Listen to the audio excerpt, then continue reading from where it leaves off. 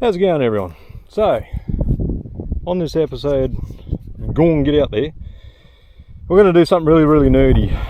I've been out here a couple of times the last couple of days working with the old Winchester 1892. It's chambered in 2520. Been out here for a couple of days just trying to refine a few bugs and tweak out a few problems that I've been having in regards to sights and reloading. I did video some of that, but I've opted not to include it because I just wasn't happy with those outcomes. Plus I was hoping to get some, hang on, burst of wind, must be in the wheat belt, here we go. It was dead still this morning. Anyway, I was going to try and get some chrony results, but lo and behold, when I came out, I had flat batteries for the chrony, so that killed that one. And a whole bunch of other little bits and pieces I thought I'm not going to include that, maybe a snippet or two maybe. So, it is the day after yesterday, which ironically that makes it the day before tomorrow. Due to the wonderful world of video editing, I'm probably going to insert what I did yesterday about nowish. Time to stock up some bullets. Mould up there preheating, lead pot. Yeah, just about ready to go, I think. Pretty much up to temperature. Flash nowadays, I've got the proper electric pot. I was just using that over the gas stove for years, and a ladle. But yeah, with flash now, we've actually got the proper lead pot. As I say, bullet mould, 25 cal 80 grainers from CBE. Plain base, so we're restocked my 2520 bullet collection. So a bit of wood shavings in there that I use as a form of flux. Beeswax in there to use as another form of flux. Piece of an old sledgehammer handle as my beating handle. A saucepan that I'll just throw the sprue plates in. Yeah, sprue cuts in and drop them straight back in the mix now and then. And we're just using wheel weight alloy, that's all. So, ventilation device. So yeah, I'm about to make a coffee and start producing some bullets. Taking wheel weights. Give it a pour. As that cools, you'll see the lead shrink into it. Give it a few seconds. Knock it open. You see the back of the bullets there. You knock the sprue off. Yep. And then you gently just release the bullets. Gently close it back up again. And repeat.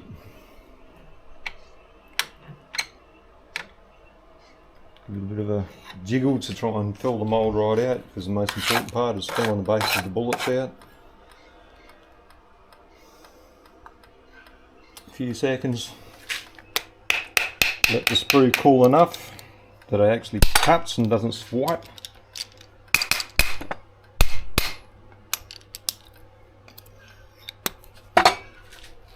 And repeat. Consistency is the key.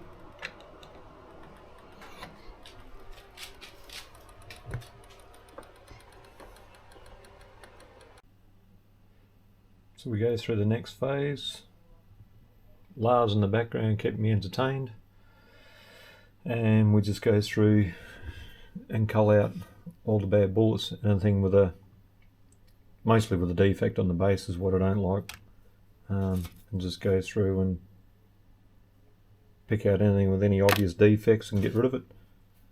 So yeah, this is my good pile. This is me cull out ones. You'll see things like on the nose of that one, casting inconsistencies, and that's the I'm not too sure pile. I'll probably, well, if my good pile ends up pretty good, I'll probably just cull them, but if my good pile ends up pretty lean, I might get Scroogey and have another look at them. But yeah, so this is phase 2. So we've got the keepers, we've got the seconds, and the culls are already in the pot. So I'm going to put them to one side now. take these out and I'm going to spray a little bit of silicone spray lubricant on them, just a light film of that, and then I'll go and put them through the push-through sizer. Now we're at the loading bench. So I've got my little homemade push-through sizing die here, which will just ensure the bullets are reasonably round and uniform and a consistent diameter. Off memory, I think I lapped this one out to be 0.2575, somewhere around, pretty sure it was that. Because I do actually have quite a tight bore on the rifle, and well, this seems to work quite well until you get the hydraulic build up there. You see the bullets start coming through the top. There you go. I'll just grab that and drop it in my keep bucket. So that, like I say, that will just take any flashing off, make them nice and round. You feel a bit of resistance on each one, and yeah, the phase after this then is to lubricate the bullet. I was coating these in lubricant before sizing them, but I'm just trying the different approach now. I'll try lubricating after sizing because I'm going to try and work on a lot less lube. Alright, I'll just wrap through this lot so people get to see this without me trying to do it one-handed, of the sizing process. And this is another good way of finding coal bullets anyway, because you can sort of feel them on resistance going through if there's something wrong with them, like that one just went through then. Ow! So, which will be the next one coming along, which will be that one. Doesn't look too bad though.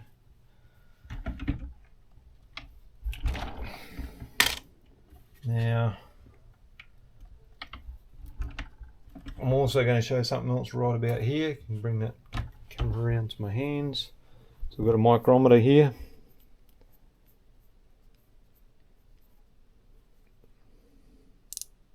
We're getting right on about 0.2572 there. Go 90 degrees or 45 degrees. There, 0.2572, almost 0.2575. At 0.257, just shy of 0.275. So that's pretty spot on according to that, and that'll do you. This push-through sizing die of mine does actually work equally well for putting the gas checks on the Lyman bullet. And you see the slightly healed base on the Lyman to allow for the little copper cup, which is the gas check for those that don't know. It's a bit finicky just trying to get that seated on with your fingers for a start, and you do end up with sore fingers once you've done a couple of hundred of them. But if you can just pop them on with your fingers like that as a starting point,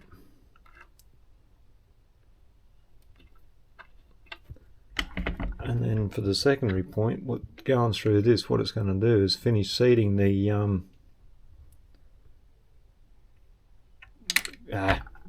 copper cup, and it will actually crimp it on. So I'm trying to do this with one hand, so much easier with two. So we'll send him up through. I'll go nice and gently so I don't fire the last bullet straight out the top. There's my nicely sized 80 grain CBE bullet, cast bullet engineering. Go in that trug.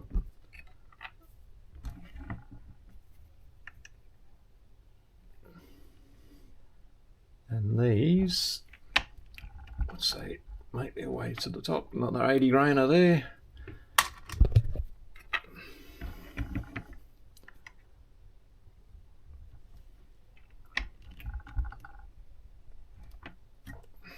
There you go, that would be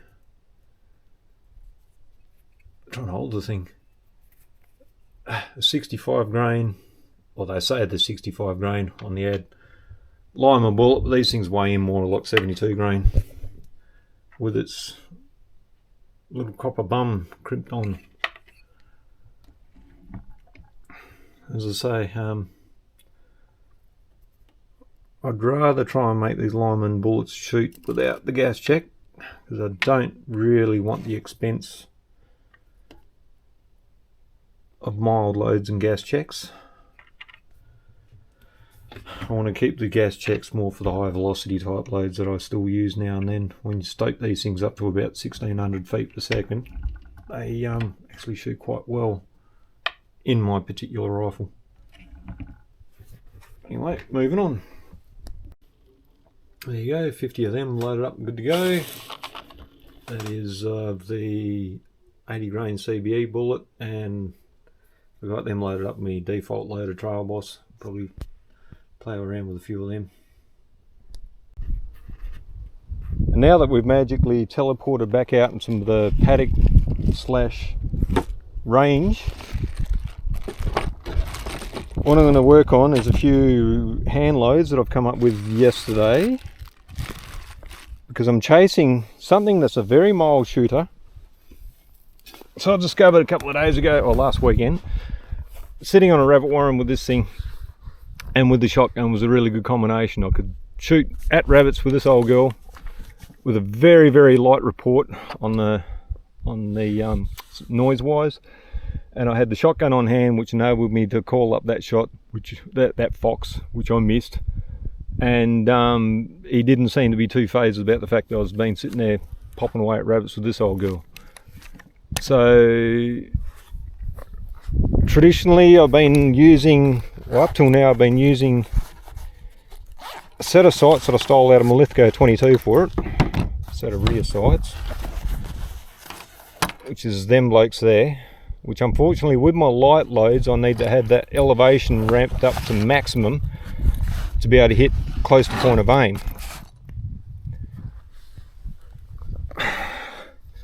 And the other extreme is this marble sight that I bought for the gun. I've had them on the lowest point of elevation to be shooting extremely high. So I've since filed the rear of this sight down to try and compensate for that, and I'm going to see what I can come up with today. So enough of the jibber jabber. What I'll do is shut this camera off and I'll whack it on my head and give you all a first person view at putting the first load, which is going to be my 80 grain bullet that I cast from a cast bullet engineering mold.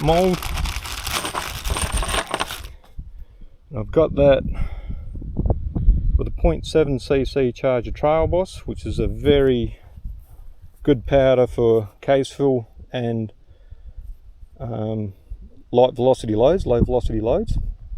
But the dilemma is I'm running out of Trail Boss. I don't want to open up a new mortgage and try and get another can of Trail Boss. The rate things are going in this country. But I do have 2 kilos of AS30, which is our equivalent to clays.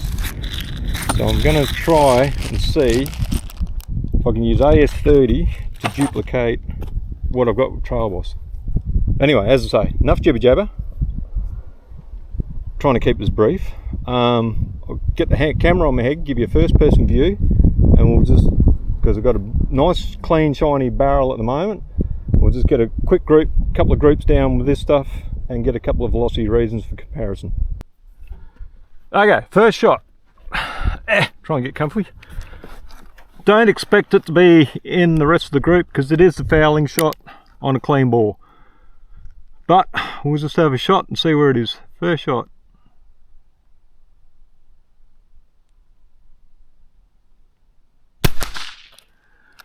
As I say, very light. Look at that, 1,090 foot per second.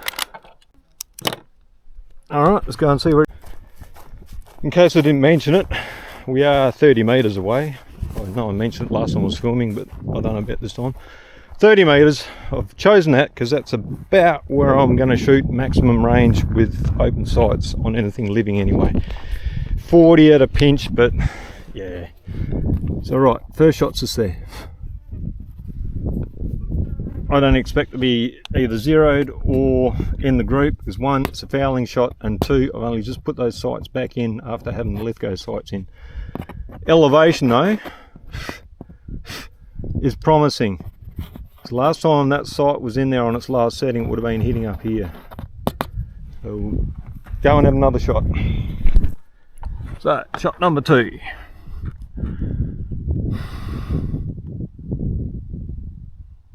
It gives a much better sight picture than the Lithgow sights.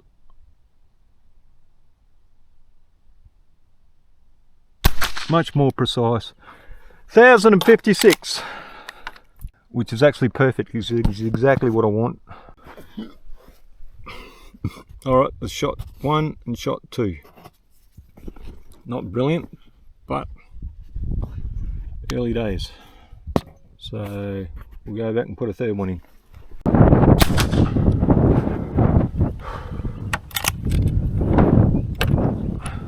1018.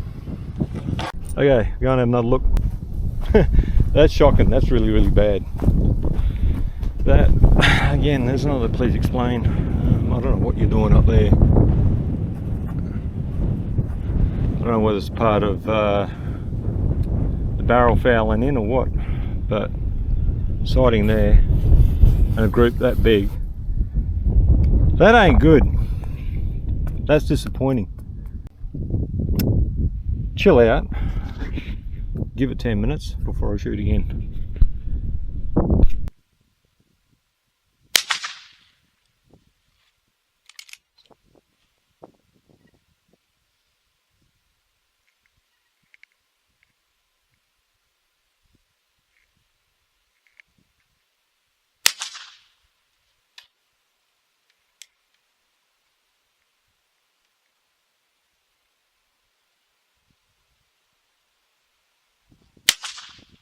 Just opted to take 3 shots. I've done a sight adjustment, and I've just opted to take 3 shots off camera. Oh, this is the plague I've been having since forever.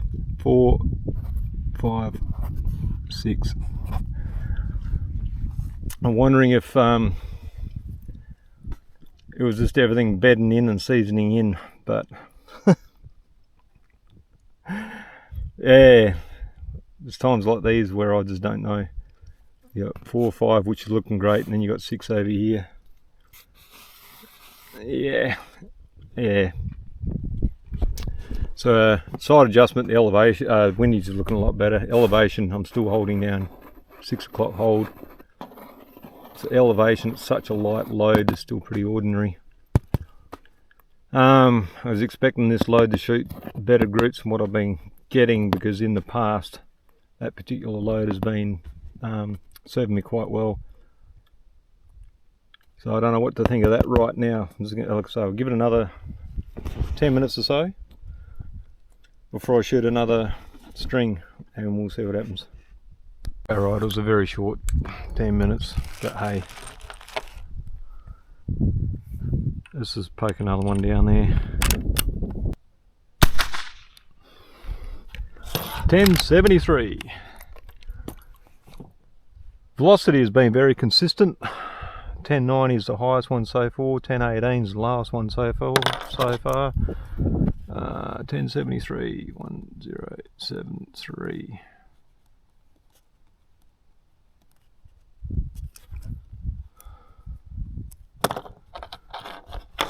Look what that is. Would you believe it's up there? It's gone through the number 5 shot. Oh, hang on. Yeah, 6, 7, yeah. So they've got 2 shots in there now. Would you believe that? Yeah, so I'm going to do a couple more shots. 1082. The big reveal, where's it going to be? Back up there again. 7, 8 is up here.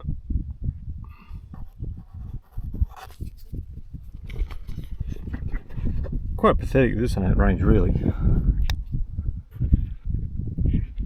Oh well, we'll keep mucking around. And this is why I'm a little bit confused by the groups I'm getting out of those loads. I mean, these are groups and side adjustments that I shot only a couple of days prior to, so on hindsight I can only think it's possibly I'm going through the seasoning period, the same as when you season a clean bore on a 22. So I'll switch it out now. I'm going to go to the other loads, the shotgun powder, AS30, and we'll have a look at them. And I'll take the side elevator out, gone completely. I'll see where they impact.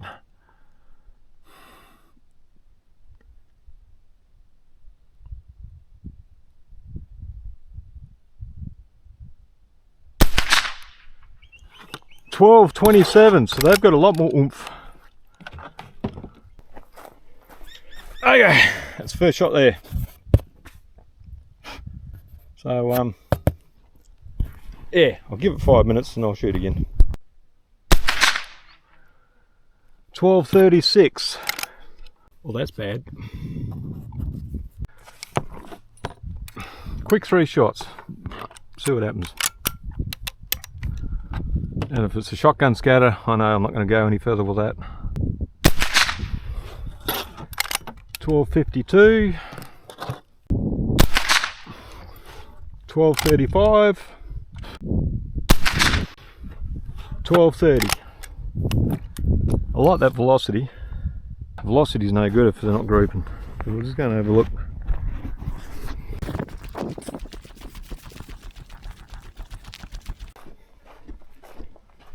What have we got here? Look at this. 1, 2, 3. I don't get it. Okay, for comparison's sake, fresh target out there. I'm going to shoot the Lyman 257 420 bullet with that charge of Trail Boss. These are something I loaded up ages ago. These got the gas check on them. So 1144, 1103, 1076.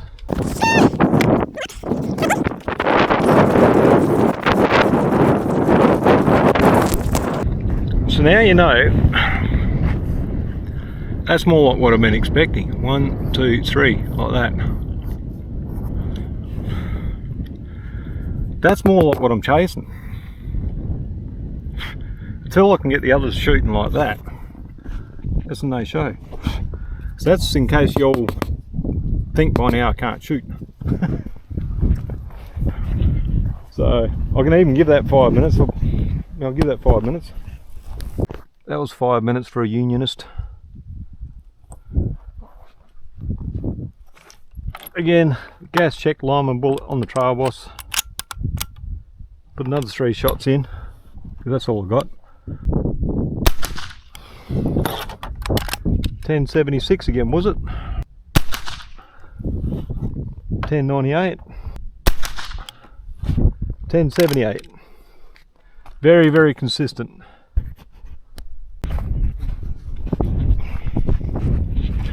There you go. 1, 2, 3. So all within the ballpark, and then I've got sun coming back on that front post too, so I do have that against me. That's my alibi today, I'm sticking with it.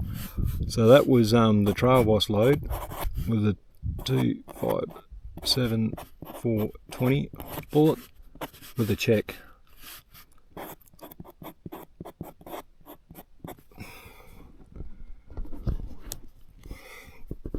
I would stick with that load and I would enjoy that load, and I'll try and duplicate that load with the AS30, but I'm trying to get away from using gas checks. I don't want that expense just for light velocity loads.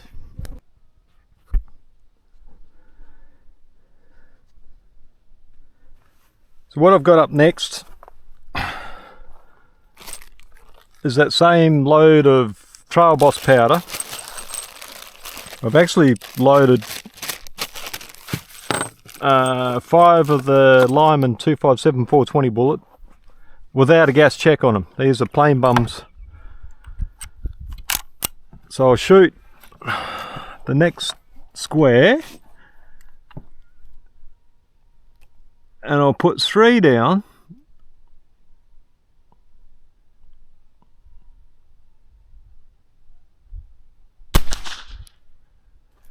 $11.16. Let's go and check that straight away.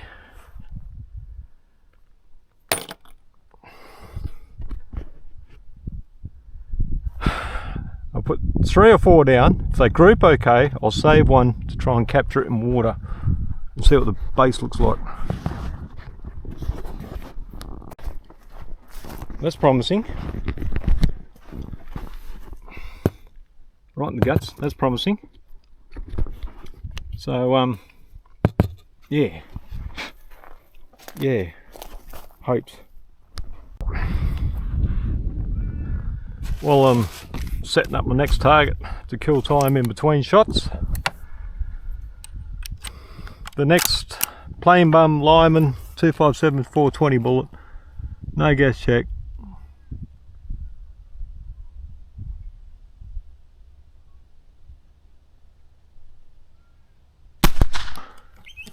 $11.44.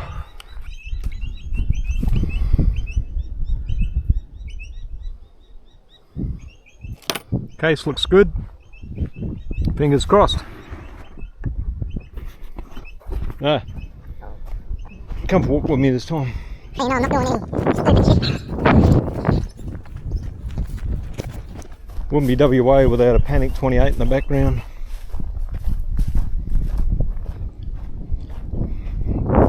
And look at that. So you got 1, 2. Breeze is picking up slightly. Okay, so I'll add a couple of minutes respite while I coloured in some blue dots next time round.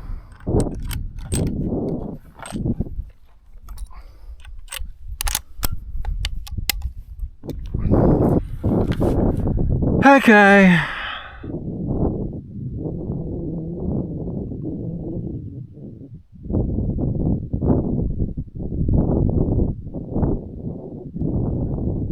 Cock it, you muppet.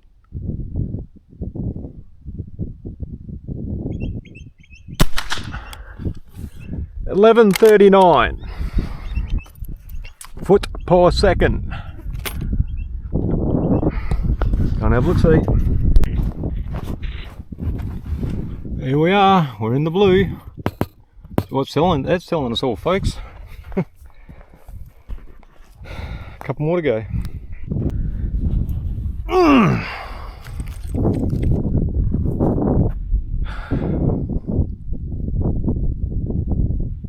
Yeah, wow, we are learning something out of this.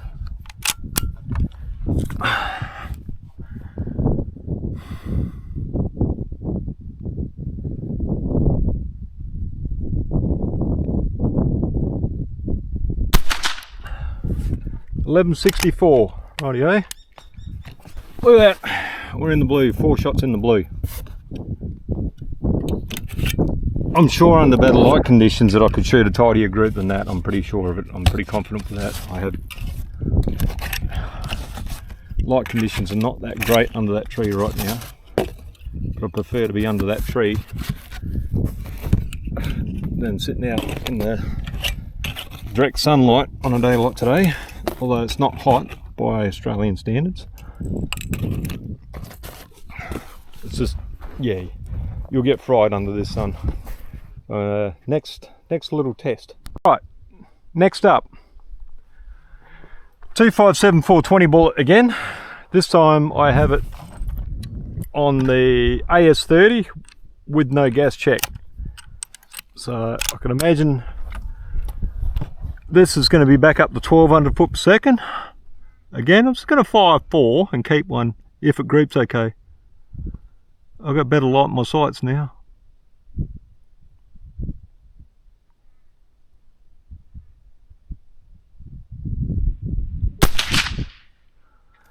1327. Wow, that's getting up there. I don't hold much hope for that group until well at that velocity then. However, that primer looks a lot better than the cast bullet ones. Let's go and have a look. So I still have the dilemma of the rear sight being way too high. So one there, that's a good starting point though.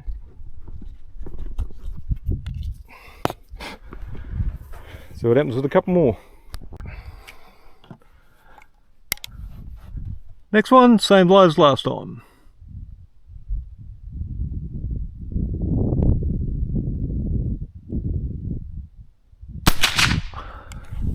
$13.15.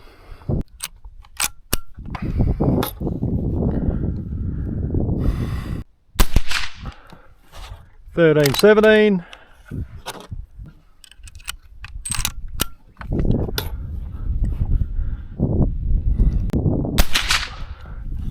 $13.07. That's actually pretty good. I don't mind that. 1, 2, 3, 4. That's pretty good. Consider it's no gas check. No check.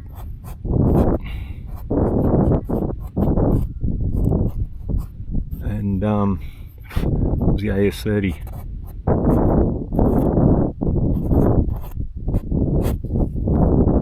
So that's actually pretty good. Still got the dilemma of the sights being way too high because like I said, I've got no sight elevator in that whatsoever at the moment. Holding a 6 o'clock hold, but still, yeah, you could hold at the bottom of a bunny's head and probably take the top of it off, but I would rather it hitting closer into there. And the big dilemma with that is I'm going to demonstrate that right now, because I'm going to switch over for demonstration purposes to a higher velocity load with the same bullet, 257 420. I'm going to shoot a group, aim 6 o'clock hold. This time it's going to be a 0.7 cc charge of the Australian AR2205, which is the equivalent to the 4227. This has been one of my more reliable loads, and thing is, it heats the barrel fast, and you don't get any results if you shoot a long string with them. You need to shoot and wait with these for sure to get results. So, but we'll go back and we'll have a go at that. So as I say, this is more for demonstration for YouTube more than anything. This is going to be the same charge by volume as those Trailblazer loads I started with, those little 1100 foot per second. Same charge by volume, but with a different powder. Aim 6 o'clock at that dot on the right hand side.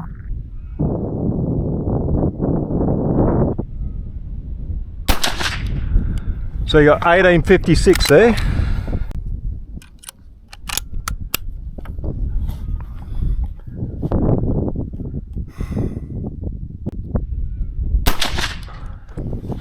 $17.85.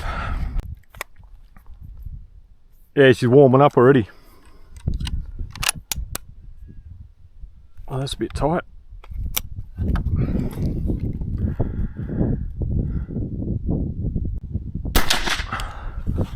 $17.65. That's what I mean, they're up there.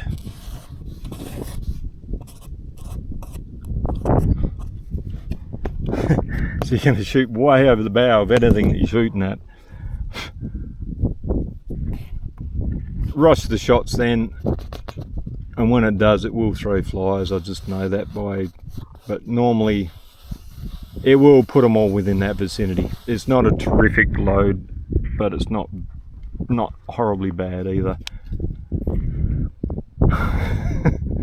So the next load, I'm going to use the exact same charge by volume again, but I'll throw 3 down with a different powder yet again.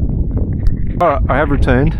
It's been over the dam and grabbed some water for the water containers. Okay, 2207, the Australian version of the 4198. Again, volumetrically, exact same charge, weight of charge as that last one that was pulling 17, high 17s or 18s. I shoot for the same target, same spot.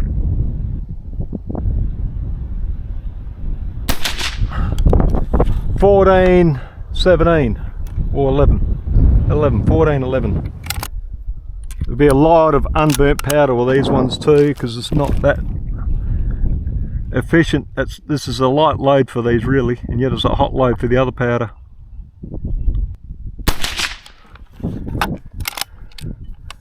$13.50.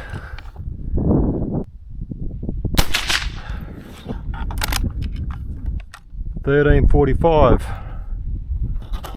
Yeah, that's a hell of a string. 1, 2, 3. I'd say I'm not taking too much care of these. This is not exactly why I'm out here. I've got targets upon targets at home with that powder. When I stoke that stuff up to full capacity with that 2207, that will shoot quite well, again, provided I just shoot and wait a long time between shots. So we'll leave it at that, and we'll come up with the next plan. Next one, the Lyman bullet without the gas check, with the load of AS30. I just want to see what's happening with the base of it. Not too sure how well they're lined up.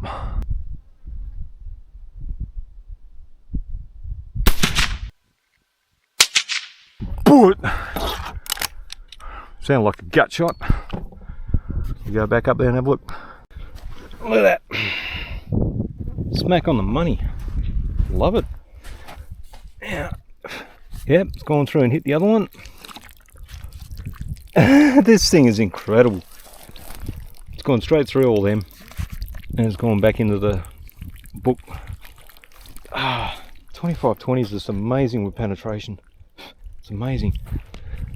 I might get back quick enough. Let's do it. I'm going to go back quick enough and try and put a high velocity in there just for the hell of it.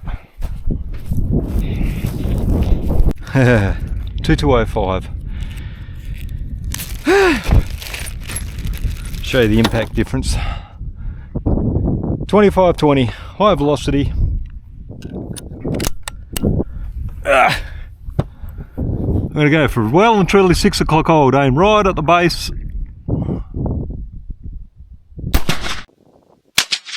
Take that. Take that. You're dead. So what have I learnt today? As far as I'm concerned, the Lyman bullets obviously are the better bullet to use in my Winchester. However, I'm not going to give up on them cast bullet CBE bullets yet, because I only just cast them yesterday. I may have jumped the gun a bit too soon. That lead might still be settling in. Just on a whim, on a theory. I don't know if this is true or not, but I've read in places like the Cast Bullet Forum that wheel weight alloy does take a couple of weeks to settle in. So I'm not doing anything with those bullets. I'm going to leave them loaded, put them away for about 2 weeks, and then I'll have another go with them. If they shoot like crap, well then that's okay. I'll just set a steel plate up at a stupid distance. I'll lob them out there and just get rid of them. No skin off my nose at all. But from this point forward, I think I'm mainly going to be casting the 257 420 bullet. The gun obviously prefers them. Play around a lot more with the non-gas check idea. Might do that AS30 load again, but I might reduce it a little bit, maybe. Don't mind me just sticking you back on my head again as I'm packing all this up. Yeah, I might work with that AS30 a bit more, maybe. I'll just have to sit on it, stew on it, overlook the footage again. It does give me some direction to go by anyway. As I say, I don't want to use gas checks all the time, because they are hard to come by. I want to keep the gas checks for the higher velocity loads.